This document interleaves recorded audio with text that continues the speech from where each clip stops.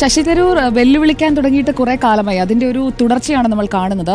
മല്ലികാർജ്ജുൻ ഖർഗെക്കെതിരെയുള്ള മത്സരം തന്നെ ഒരു ഓപ്പൺ ചലഞ്ചായിരുന്നു. നേതൃത്വത്തിനെതിരെ സംസാരിക്കാൻ, അല്ലെങ്കിൽ നേതൃത്വത്തിന്റെ, പ്രത്യേകിച്ചും നെഹ്റു കുടുംബത്തിന്റെ തീരുമാനത്തെ ചോദ്യം ചെയ്യാൻ വരെ താൻ തയ്യാറാണ് എന്ന് പറഞ്ഞുകൊണ്ട് ശശി തരൂർ തന്റേതായ ഒരു സ്പേസ് ക്രിയേറ്റ് ചെയ്യാൻ ശ്രമിക്കുന്നതാണ് ആ തെരഞ്ഞെടുപ്പിൽ അത്രയും വോട്ട് പിടിക്കുന്നതിലൂടെ. 1000-ൽ പരം വോട്ടെന്ന് പറയുന്നത് ഖർഗെക്കെതിരെ, അതും രാഹുൽ ഗാന്ധിയും സോണിയാഗാന്ധിയും പ്രിയങ്ക ഗാന്ധിയും KC വേണുഗോപാലും എല്ലാം ചേർന്ന് പിന്തുണയ്ക്കുന്ന മല്ലികാർജ്ജുൻ ഖർഗെക്കെതിരെ അത്രയും വോട്ട് പിടിക്കാൻ തനിക്ക് കഴിയും എന്നുള്ളത് ശശി തരൂർ കാണിച്ചു കൊടുത്തപ്പോൾ തന്നെ ശശി തരൂർ ഒരു പോരാട്ടത്തിനിറങ്ങിയതാണ്.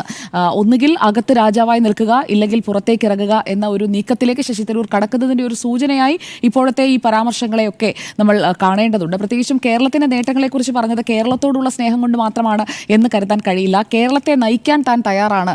മുഖ്യമന്ത്രി സ്ഥാനാർത്ഥി എന്നത് തന്നെയാണ് ശശി തരൂർ ഇപ്പോൾ ലക്ഷ്യമിടുന്നത് എന്നുള്ളത് വ്യക്തമാണ്. 2026 എന്ന് അദ്ദേഹം എടുത്തു പറയുകയാണ്. നിലവിൽ MP ആയിരിക്കുന്ന ഒരാൾ 2026 എന്ന വർഷം അധികാരത്തിൽ എത്തുന്നതിനായി പരിശ്രമിക്കേണ്ടതിൻ്റെ ആവശ്യകതയെക്കുറിച്ച് നിലവിലെ സാഹചര്യത്തിൽ ഇങ്ങനെ തന്നെ മുന്നോട്ട് പോവുകയാണെങ്കിൽ അത് UDFന് അസാധ്യമാണ് എന്ന് പറയുന്നു. അതിന് കാരണമായി ചൂണ്ടിക്കാട്ടുന്നത് നേതാവില്ല എന്നതാണ്. ഇത്രയധികം നേതാക്കൾ, നേരത്തെ AI ഹൈക്കമാൻഡ് അങ്ങനെ 3 ഗ്രൂപ്പുകളിലായി നിൽക്കുന്ന നേതാക്കളെക്കുറിച്ചാണ് നമ്മൾ ഉമ്മൻചാണ്ടി കാലത്ത് പറഞ്ഞുകൊണ്ടിരുന്നതെങ്കിൽ ഉമ്മൻചാണ്ടി പോയതിനു ശേഷം A ഗ്രൂപ്പ് അങ്ങ് ഏതാണ്ട് ഇല്ലാതായി എന്നുള്ള അവസ്ഥയും KC വേണുഗോപാൽ പൂർണ്ണമായും ആധിപത്യം പിടിക്കുകയും രമേശ് ചെന്നിത്തല അടക്കം ഇടയ്ക്കൊന്ന് താണും പൊങ്ങിയും നിൽക്കുന്ന ഒരു സ്ഥിതിയിലേക്ക് എത്തുകയും ചെയ്യുന്നതാണ് നമ്മൾ കണ്ടത്. പിന്നെ VD സതീശനാണ് ഒരു പവർ ഫാക്ടറായി നിന്നത്. എന്നാൽ VD സതീശനെ മറിച്ചിട്ടുകൊണ്ട് വീണ്ടും രമേശ് ചെന്നിത്തല കയറി വരുന്നത് നമ്മൾ കാണുന്നു. അങ്ങനെ അപ്സ് ആൻഡ് ഡൗൺസ് ഓരോ നേതാവിനും നമ്മൾ കണ്ടുകൊണ്ടിരിക്കുന്ന കാലഘട്ടമാണ് ഇപ്പോൾ കോൺഗ്രസ് രാഷ്ട്രീയത്തെ സംബന്ധിച്ചിടത്തോളം.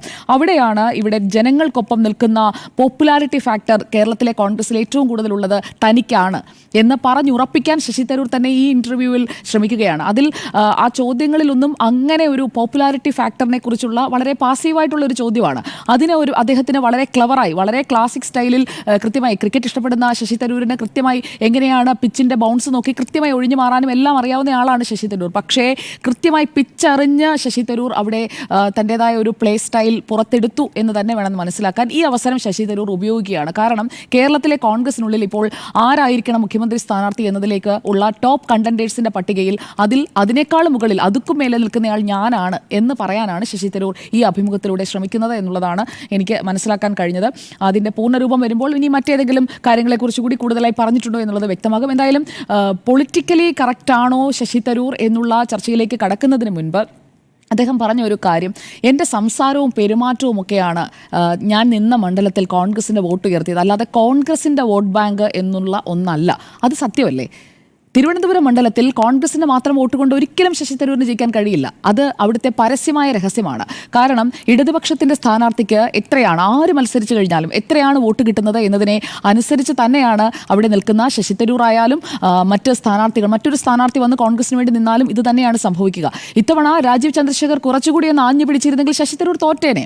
ഈ തെരഞ്ഞെടുപ്പിൽ 2024 തെരഞ്ഞെടുപ്പിൽ രാജീവ് ചന്ദ്രശേഖർ തിരുവനന്തപുരത്ത് നിന്ന് ജയിച്ചു പോയേനേയും. കാരണം BJPക്ക് അവിടെയുള്ള വോട്ട് ബാങ്ക് എന്ന് പറയുന്നത് അവരത് കൂട്ടി വരികയാണ്. തിരുവനന്തപുരം എന്ന് പറയുന്ന മണ്ഡലത്തിൽ BJPയുടെ വോട്ട് ബാങ്കാണ് വർദ്ധിച്ചുകൊണ്ടിരിക്കുന്നത് എന്നുള്ളത് ഒരു ഫാക്റ്റാണ്. അവിടെ കോൺഗ്രസിന്റെ വോട്ട് ബാങ്കാണ് ക്ഷയിച്ചുകൊണ്ടിരിക്കുന്നത്. അതുപോലെ തന്നെ ശശി തരൂർ കോൺഗ്രസ് വിട്ട് BJPയിലേക്ക് പോയാൽ എന്ന് പറയുമ്പോൾ കോൺഗ്രസ് വിട്ട് BJPയിൽ എത്തിയവരാണ് ഇപ്പോൾ BJP ഭരിക്കുന്ന സംസ്ഥാനങ്ങളിൽ അടക്കമുള്ള നേതാക്കളിൽ ബഹുഭൂരിപക്ഷവും, മോർ ദാൻ 50% എന്ന് പറയുന്നത് കോൺഗ്രസിൽ നിന്ന് തന്നെ BJPയിലേക്ക് എത്തിയവരാണ്. ത്രിപുരയിലൊക്കെ എന്താ സംഭവിച്ചത് നമ്മൾ കണ്ടതല്ലേ. അപ്പോൾ അങ്ങനെയുള്ള കാര്യങ്ങൾ, മാറ്റങ്ങൾ എന്ന് പറയുന്നത് എപ്പോൾ വേണമെങ്കിലും സംഭവിക്കാവുന്നതാണ്. പക്ഷേ ഇപ്പോഴത്തെ പ്രധാനപ്പെട്ട വിഷയം എന്താണ്? 2026 കേരളത്തിൽ കോൺഗ്രസിനെ, UDFനെ നയിക്കാൻ മുഖ്യമന്ത്രി സ്ഥാനാർത്ഥിയായി എന്നെ ഉയർത്തിക്കാട്ടൂ. എനിക്ക് നല്ല പ്രതിച്ഛായയല്ലേ, എനിക്ക് കേരളത്തിലെ ആളുകൾക്കിടയിൽ ആക്സെപ്റ്റൻസ് ഇല്ലേ, പ്രധാനപ്പെട്ട ഘടകകക്ഷിയായ ലീഗിനിടയിൽ നമ്മൾ minus that anti Hamas statement, തരൂരിന് നല്ല പ്രതിച്ഛായയില്ലേ എന്നൊക്കെയാണ് തരൂർ ചോദിക്കുന്നത്. അപ്പോൾ തരൂരിനെ എന്തുകൊണ്ട് ഉയർത്തിക്കാട്ടുന്നില്ല? ഇവിടെ ഇപ്പോൾ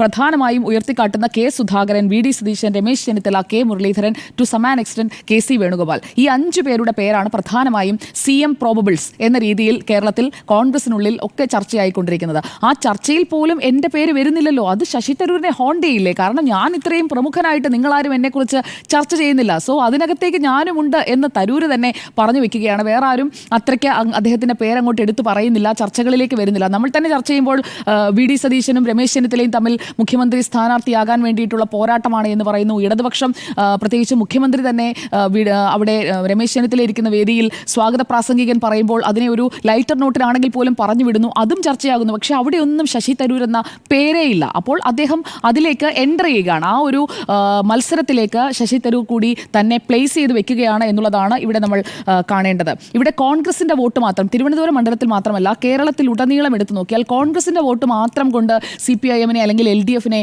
അട്ടിമറിച്ച് ഇപ്പോൾ 2026 ഭരണത്തിലെത്താമെന്ന് കരുതിയാൽ അത് നടക്കില്ല. ലീഗിൻ്റെതായ വോട്ട് ബാങ്ക് ഉണ്ട്, അത് അവർക്ക് വേണമെന്നുണ്ടെങ്കിൽ അവർക്ക് ഉയർത്താൻ സാധിക്കുന്ന ഒരു സാധ്യതയുമുണ്ട്. അതുകൊണ്ട് തന്നെ ഇനിയിപ്പോൾ അങ്ങനെയുള്ള കാര്യങ്ങളിലേക്ക് ലീഗ് കടക്കാനും സാധ്യതയുണ്ട്. ഈ സമയം ചെലവാക്കാൻ ഓപ്ഷൻ ഇല്ല എന്ന് വിചാരിക്കരുത് എന്നൊക്കെ പറഞ്ഞ് അദ്ദേഹം പുസ്തകം എഴുതാനൊന്നുമല്ല. ശശി തരൂർ എന്ന് പറയുന്ന വ്യക്തി എന്തായാലും പുസ്തകം എഴുതാനോ പ്രസംഗിക്കാനോ മാത്രമല്ല ഈ വാചകങ്ങൾ പറഞ്ഞത് എന്നുള്ളത്, അങ്ങ് പറഞ്ഞത് പൂർണ്ണമായും ഞാൻ അംഗീകരിക്കുകയാണ്. കേരളത്തിൽ മുഖ്യമന്ത്രി സ്ഥാനാർത്ഥിത്വം ശശി തരൂരിന് വേണം. അതാണ് ശശി തരൂർ ഇതിലൂടെ പറഞ്ഞു വെക്കുന്നത്. അവഗണനയിലെ അതൃപ്തി എന്നൊന്നും നമുക്കതിനെ ചുരുക്കി കാണാൻ കഴിയില്ല. ഇനി കേരളത്തിലെ കോൺഗ്രസിലേക്ക് വന്നാൽ ഇവിടെ ഒരു ലീഡർഷിപ്പ് വാക്വമുണ്ട് എന്നതാണ് ശശി തരൂർ പറയുന്നത്. അത് നമ്മൾ എടുത്തു നോക്കിക്കഴിഞ്ഞാൽ കേരളത്തിലെ കോൺഗ്രസിന് ഒറ്റ നേതാവ് എന്ന് പറഞ്ഞുകൊണ്ട് ഇപ്പോൾ CPIM-ന് പിണറായി വിജയൻ, LDF-ന് പിണറായി വിജയൻ എന്ന് പറയുന്നത് പോലെ പിണറായി വിജയനെ നേർക്കുനേരെ നിൽക്കാനായിട്ട് ആരെയാണ്, ഒരു സിംഗിൾ ലീഡറിനെ പ്രൊജക്ട് ചെയ്യാൻ എല്ലാവരും കൂടി അല്ലെങ്കിൽ ഒരു യുനാനിമസ് ആയ ഡിസിഷനിലേക്ക് എത്തുമോ? VD സതീശനെ സമ്മതിക്കുമോ? VD സതീശൻ വരാനായി രമേശ് ചെന്നിത്തല സമ്മതിക്കുമോ? രമേശ് ചെന്നിത്തല വരാൻ VD സതീശൻ സമ്മതിക്കുമോ? ഇനി ഇവർ രണ്ടുപേരും തയ്യാറായി കഴിഞ്ഞാൽ K സുധാകരൻ സമ്മതിക്കുമോ? ഈ 3 പേരും കൂടി വന്നു കഴിയുമ്പോൾ K മുരളീധരൻ മിണ്ടാതിരിക്കുമോ? ഈ 4 പേരും കൂടി ഒന്ന് സെറ്റിൽ ഡൗൺ ആയി കഴിഞ്ഞിട്ടുണ്ടെങ്കിൽ KC വേണുഗോപാൽ കേന്ദ്രത്തിൽ നിന്ന് ഇങ്ങോട്ട് വരില്ലേ? അപ്പോൾ ആരെ വേണം ചൂസ് ചെയ്യാൻ എന്നത് ഹൈക്കമാൻഡിന് മുന്നിൽ അത് ഒരു ചോദ്യചിഹ്നമായി തന്നെ നിൽക്കുകയാണ്. രണ്ടാമത്തേത് 2026 UDF അധികാരത്തിലേക്ക് വരണമെന്നുണ്ടെങ്കിൽ ഇപ്പോഴത്തെ ഈ പ്രവർത്തനമൊന്നും പോരാ. നല്ല രീതിയിൽ പ്രവർത്തിച്ചാൽ മാത്രമേ UDF-ന് അധികാരത്തിലേക്ക് വരാൻ കഴിയൂ. അപ്പോൾ അമിത ആത്മവിശ്വാസം കളയണമെന്നുള്ള ശശി തരൂരിന്റെ പോയിന്റ് കോൺഗ്രസ് നല്ല അർത്ഥത്തിൽ എടുക്കേണ്ടതാണ് എന്നതാണ് എൻ്റെ അഭിപ്രായം. ഇനി പാർട്ടിയുടെ ഒരു എക്സിസ്റ്റൻഷ്യൽ ക്രൈസിസ് ഉണ്ട്. കാരണം കേന്ദ്രത്തിലും കേരളത്തിലും തുടർച്ചയായി അധികാരത്തിലില്ലാതിരിക്കുമ്പോൾ സഖ്യകക്ഷികൾക്ക് മുറുമുറുപ്പുണ്ടാകും. അത് ഇതിനകം തന്നെ ലീഗ് പല തരത്തിൽ അത് എക്സ്പ്രസ് ചെയ്ത് കഴിഞ്ഞിരിക്കുകയാണ്. കുഞ്ഞാലിക്കുട്ടിയുടെയൊക്കെ പ്രതികരണങ്ങൾ നമ്മൾ ശ്രദ്ധിക്കേണ്ടതാണ്. ഇവിടെ അടിച്ചമർത്തൽ സഹിക്കാൻ കഴിയില്ല എന്ന് പറയുന്ന തരൂരിന് ആക്സസിബിലിറ്റി എന്ന് പറയുന്നത് 2 ഫ്രണ്ടിലേക്കുമുണ്ട്. അതായത് NDA-യിലേക്ക്, BJP-യിലേക്കുമുണ്ട്, അതുപോലെ തന്നെ LDF-ൽ CPIM-ലേക്കും നല്ല രീതിയിലുള്ള ആക്സസ് ശശി തരൂരിനുണ്ട് എന്നുള്ളത് വ്യക്തമാണ്. അതാണ് നമ്മൾ പ്രതികരണങ്ങളിലൂടെ കണ്ടത്. ഇനി ചില കോൺഗ്രസ് നേതാക്കൾ പറയും തരൂർ പോയാൽ പോവട്ടെ, തരൂർ പോയാൽ എന്ത് സംഭവിക്കാനാണ്? പക്ഷേ തരൂർ പോയി കഴിഞ്ഞാൽ കോൺഗ്രസിൻ്റെ ഒരു ഫേസ് ആണ് പോകുന്നത്. അതുപോലെ അങ്ങനെയുള്ള ഒരു ഫേസ് കോൺഗ്രസിന് വേറെ എടുത്തു കാണിക്കാൻ അങ്ങനെയുള്ള ഒരു ടോൾ ഫിഗർ വേറെ കോൺഗ്രസിന് കേരളത്തിൽ നിലവിലില്ല എന്നുള്ളത് ഒരു വസ്തുതയാണ്. ഇനി BJP-യിലേക്ക് പോയാലോ? BJP-യിലേക്ക് പോയാൽ തരൂരിന് അവിടെ പ്ലാറ്റ്ഫോംസ് ഉറപ്പായും കിട്ടും. കാരണം തരൂരിൻ്റെ ഒരു കാരിസ്മ, അതുപോലെ തന്നെ തരൂരിൻ്റെ ഒരു UN മുതലുള്ള ആ പ്രവർത്തന പാരമ്പര്യം വെച്ച് അത് നന്നായി യൂട്ടിലൈസ് ചെയ്യാൻ പറ്റുന്ന രീതിയിലുള്ള ഒരു പോർട്ട്ഫോളിയോ കൊടുക്കാനായിട്ട് ഈസിയാണ്. അപ്പോൾ തരൂർ അങ്ങനെയുള്ള വളരെ ഓപ്പർച്യൂണിറ്റീസ് നോക്കുന്ന, പ്രത്യേകിച്ചും കോൺഗ്രസിലേക്ക് വന്നത് തന്നെ തനിക്ക് കൃത്യമായ അവസരങ്ങൾ കിട്ടുമെന്നുള്ള അങ്ങനെ വളരെ അംബീഷ്യസ് ആയിട്ടുള്ളൊരു നേതാവാണ്. അപ്പോൾ ശശി തരൂർ എന്തായാലും അദ്ദേഹത്തിൻ്റെ പൊളിറ്റിക്കൽ കരിയറിൻ്റെ ലാസ്റ്റ് ലാപ്പിലേക്ക് കയറുകയാണ്. അത് അദ്ദേഹം ഏറ്റവും ഗംഭീരമായിട്ട്, ഒരു സ്പോർട്സ്മാൻ സ്പിരിറ്റ് ഉള്ള, ക്രിക്കറ്റ് ഇഷ്ടപ്പെടുന്ന ആളാണ്. ഏറ്റവും നന്നായി ഒരു സെഞ്ചുറിയിലല്ലാതെ അദ്ദേഹം ഫിനിഷ് ഓഫ് ചെയ്യാനായിട്ട് ആഗ്രഹിക്കില്ല എന്നുള്ളത് കൂടി നമ്മൾ കാണേണ്ടതുണ്ട്. CPIM-ലേക്ക് പോയാൽ ലിമിറ്റഡ് സ്കോപ്പാണ്. അങ്ങ് പറഞ്ഞതുപോലെ കേരളത്തിൽ മാത്രമേ ഉള്ളൂ. ഇനി കേരളത്തിൽ എത്ര കാലം ഉണ്ടാകുമെന്ന് കണ്ടറിയണം. അപ്പോൾ വിദൂര സാധ്യത മാത്രമാണ് അദ്ദേഹം CPIM-ലേക്ക് പോകാൻ. ഇനി കേരളത്തിൽ കോൺഗ്രസ് ചുമതല കൊടുക്കുകയാണെങ്കിൽ ചെറിയ ചുമതല പോരാ, മുഖ്യമന്ത്രി കാൻഡിഡേറ്റായിട്ട് തന്നെ അദ്ദേഹത്തെ ഉയർത്തിക്കാട്ടിക്കൊണ്ട് തെരഞ്ഞെടുപ്പ് നേരിടണം എന്നതായിരിക്കും തരൂർ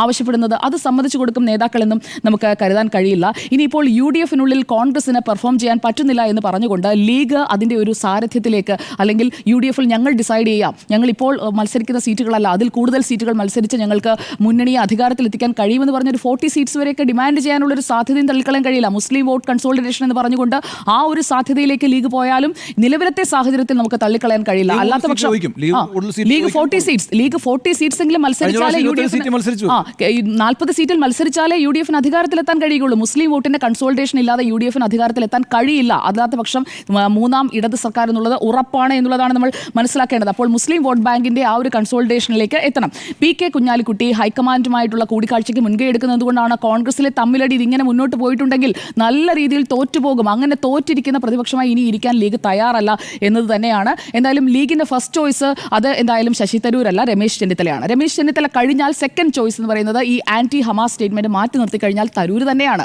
ചെന്നിത്തല കഴിഞ്ഞാൽ തരൂർ, അത് ലീഗിന്റെ ഒരു ചോയ്സാണ്, NSSന്റെ ചോയ്സാണ്. അപ്പോൾ ആ രീതിയിൽ തരൂരിന് പലയിടത്തും അക്സെപ്റ്റൻസ് ഉണ്ട്. നമ്മൾ കരുതുന്നതിനപ്പുറം തരൂരിന്റെ ഒരു അക്സെപ്റ്റൻസ് ഉണ്ട് എന്നത് നമ്മൾ മനസ്സിലാക്കണം. എന്തായാലും സംസ്ഥാനത്ത് മുഖ്യമന്ത്രിയാകാൻ കാത്തിരിക്കുന്ന കോൺഗ്രസ് നേതാക്കൾക്കൊക്കെ നല്ല ചങ്കിടിപ്പ് കൂട്ടുന്ന വെല്ലുവിളിയാണ് തരൂർ ഈ പോഡ്കാസ്റ്റിലൂടെ ലിസ് മാത്യുവിന് കൊടുത്ത അഭിമുഖത്തിലൂടെ മുന്നോട്ട് വച്ചിരിക്കുന്നത്.